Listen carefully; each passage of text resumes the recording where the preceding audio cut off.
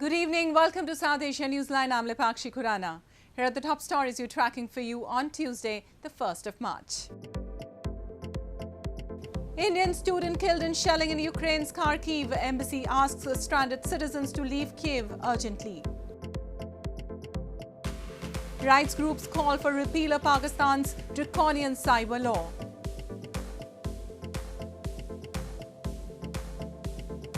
And Taliban restrict Afghans going abroad, raises concern from US and UK. And now for all the details. An Indian student was killed in shelling in the eastern Ukrainian city of Kharkiv, India's foreign ministry confirmed on Tuesday, hours after the Indian embassy advised citizens to urgently leave capital Kyiv amid the ongoing Russian invasion of Ukraine. An Indian student was killed in shelling in Ukraine's Kharkiv on Tuesday morning, India's Foreign Ministry spokesperson Arindam Bagchi confirmed, hours after the Indian embassy advised citizens to leave capital Kyiv urgently amid the ongoing Russian invasion of Ukraine. Kharkiv, Ukraine's second largest city, is being pounded by heavy shelling by Russian forces, reports suggested. Bagchi said India's Foreign Secretary is calling in ambassadors of Russia and Ukraine to reiterate demand for urgent safe passage for Indian nationals who are still in conflict zones. This comes as 4 Indian ministers travelled to Ukraine's neighbouring countries to better coordinate efforts as part of government's evacuation plan Operation Ganga to bring back stranded citizens from border points of war-torn Ukraine. Around 8 flights have brought back over 1,000 Indian nationals since Saturday, officials said. We are happy that they are back. There is still work to be done. There are still thousands of our countrymen out there. We will take out. That's the determination of our country. Earlier on Monday, Indian Prime Minister Narendra Modi chaired high-level meeting on the Ukraine crisis and evacuation efforts and said India will send in humanitarian aid to Ukraine's borders. He called for the Indian Air Force to also join the evacuation efforts under Operation Ganga. And moving on, rights groups Amnesty International and Human Rights Watch have called for repeal of the recent amendment by Pakistan to its Cybercrimes Act, terming the legislation the latest move in a concerted campaign to restrict freedom of expression and stifle dissent. The Pakistan government's recent amendment to its Cybercrimes Act is the latest in a concerted campaign to restrict freedom of expression and stifle dissent, rights groups Amnesty International and Human Rights Watch have said, calling for its repeal. With the promulgation of the Prevention of Electronic Crimes Amendment Act or PECA Ordinance 2022, imprisonment against defamation has been enhanced from 3 years to 5. Calling it a move to curb fake news, it allows anyone from the public to become a complainant against defamation of any public office holder. Nadia Rahman, acting Deputy Regional Director at Amnesty International, said PECA has been used to silence freedom of expression on the pretext of combating fake news, cybercrime and misinformation. It particularly endangers journalists, human rights defenders and political opponents who run the risk of prosecution for merely doing their jobs, she said. Patricia Gossman, Asia Associate Director at Human Rights Watch, said the new amendments will further embed violations of basic rights with a thin veneer of legality. Meanwhile, opposition leader in the National Assembly Shehbaz Sharif said on Monday that the joint opposition has resolved to seek repeal of the amended law in the parliament under Rule 145, terming it an exhibition of authoritarian, fascist and undemocratic thinking of PM Imran Khan's government. Sharif supported the decision of the Media Joint Action Committee to challenge the ordinance in the court. More news from Pakistan. Pakistan's Prime Minister Imran Khan on Monday announced a number of economic relief measures in an address to the nation amid the ongoing economic crisis in the country. The prices of petroleum products were slashed by ₹10 and the electricity tariff was dropped by ₹5 per unit.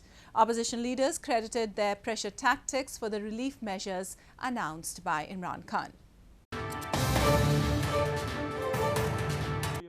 Pakistani Prime Minister Imran Khan, in a televised address on Monday, announced the slashing of petroleum products price by ₹10 per litre and electricity tariff by ₹5 per unit as part of a series of measures to bring some relief to the public. Prime Minister Khan said that there would be no increase in the petrol, diesel and electricity charges until the next budget. His address to the nation came at a time when the opposition parties have mounted pressure on his Pakistan Tehreek-e-Insaf-led government by threatening to send it packing with the no-confidence motion amid rising inflation in the country. आज आपके सामने बड़ी खुशखबरी सुनाना चाहता हूं कि बजाय 10 रुपए बढ़ाने के हमने फैसला किया है कि 10 रुपए पेट्रोल और डीजल को आज हम कम कर रहे हैं. Khan's announcement are seen as clear deviation from the International Monetary Fund's bailout package, wherein the government has already agreed to increase tax rates on the petroleum products. Opposition leaders in the country credited their pressure tactics for the relief measures announced by Khan. PPP, Pakistan People's Party chairman Bilawal Bhutto Zardari on Monday termed Khan's move as a result of his party's long march and no-trust motion to oust the government.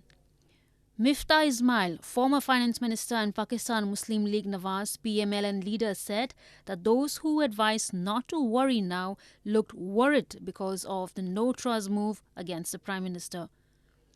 Opposition parties PPP and the PMLN are reportedly planning to bring a no-confidence motion against the Imran Khan government this week.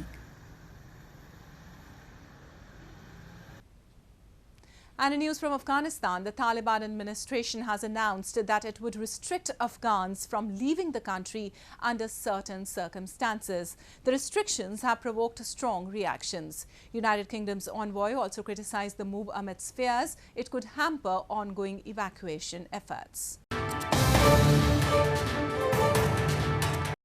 The Taliban administration spokesperson Zabihullah Mujahid at a media conference on Sunday said that Afghans would not be allowed to leave the country unless they had a clear destination and that women could not travel overseas for study without a male guardian. The restrictions imposed by the Islamic Emirate on Afghan citizens travelling abroad have provoked strong reactions. Hugo Shorter, the UK chargé d'affaires for Afghanistan, in a tweet said, "These would be unacceptable restrictions on freedom of movement. I call on the Taliban to clarify their remarks urgently," he added. A US State Department spokesperson said late on Monday that they were engaging with the Taliban over the issue. Taliban spokesman Zabihullah said the travel restrictions would apply to Afghans who worked with NATO and American forces, but did not elaborate under what, if any, circumstances they would be able to evacuate.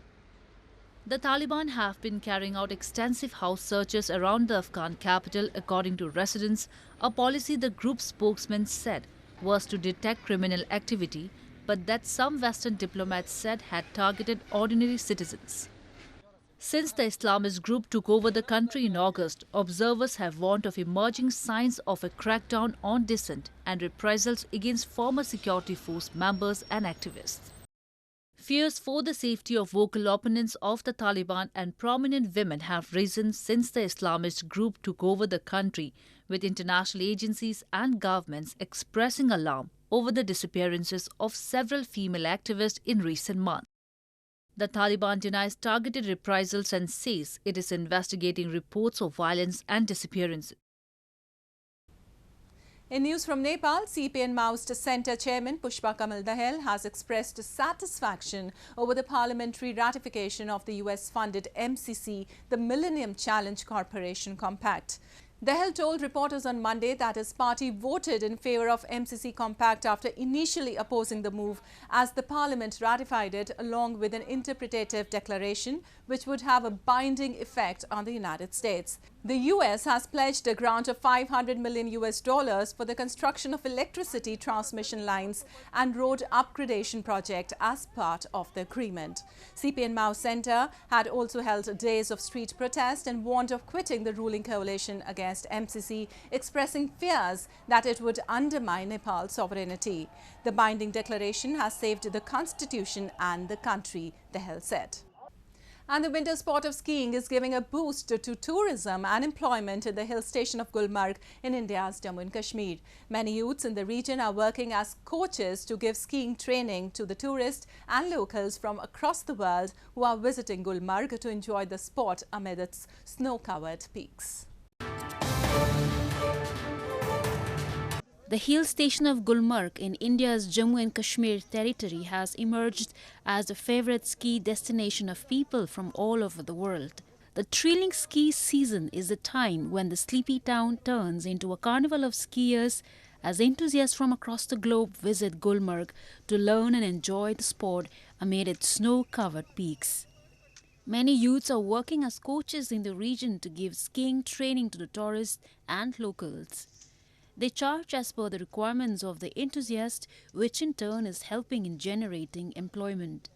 अभी तो local और tourist आते हैं, हाँ इनको हम सिखा देते हैं क्या करना है, कैसे क्या करना है. ये आज ही आया है, आज इसका फर्स्ट टाइम हो रहा है. I'm came here, I'm learning with an amazing teacher, very patient, very good teacher. And this place is beautiful to come to ski. Unlike most ski resorts, Gulmarg is an off-piste ski paradise and has about 3 to 4 groomed slopes that are long and wide.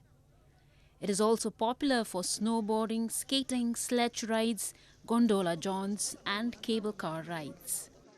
And devotees across India and Nepal on Tuesday offered prayers and performed rituals to celebrate the festival of Mahashivratri, the night Hindu Lord Shiva married his consort goddess Parvati, the daughter of Himalaya.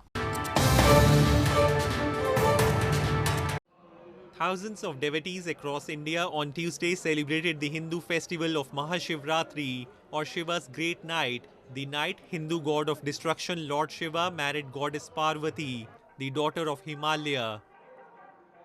Last 2 साल में हम लोग नहीं आ पा रहे हैं because of Covid. अभी इस साल अलाउ कर रहे हैं. भीड़ तो है, 6 बजे से हम लोग लाइन में लगे हुए हैं. फिर भी बहुत खुश हो रहा है कि आज दर्शन मिल पाएगा. Mahashivratri is celebrated on the new moon day in the month of Magh, between February and March, according to the Hindu calendar. Devotees offered flowers, leaves, water and milk to Shiva Lingas, a phallus representation of Lord Shiva, and chanted prayers in the temples. लगभग इतने बड़े चीज़ों से हम लोग बच के आए हैं और हम लोग यहाँ पे पूजा कर पा रहे हैं, उसी चीज़ का बहुत ज़्यादा उत्साह है. सबको इन्होंने बचा के रखा है और आगे भी यही बचा के रखेंगे. Meanwhile, similar scenes were witnessed in neighbouring country of Nepal, where scores of Hindu holy men and devotees thronged the famous Pashupatinath temple dedicated to Lord Shiva in capital Kathmandu. Mahashivratri is also famed for freely smoking marijuana, which is classified as a narcotic. It is believed that on this day, the stars in the northern hemisphere are at the most optimum positions to help raise a person's spiritual energy. Well, that's the way it was in South Asia this evening. Before we conclude, the top stories once again. Indian student killed in shelling in Ukraine's Kharkiv. Embassy asks stranded citizens to leave Kyiv urgently. Rights groups call for repeal of Pakistan's draconian cyber law.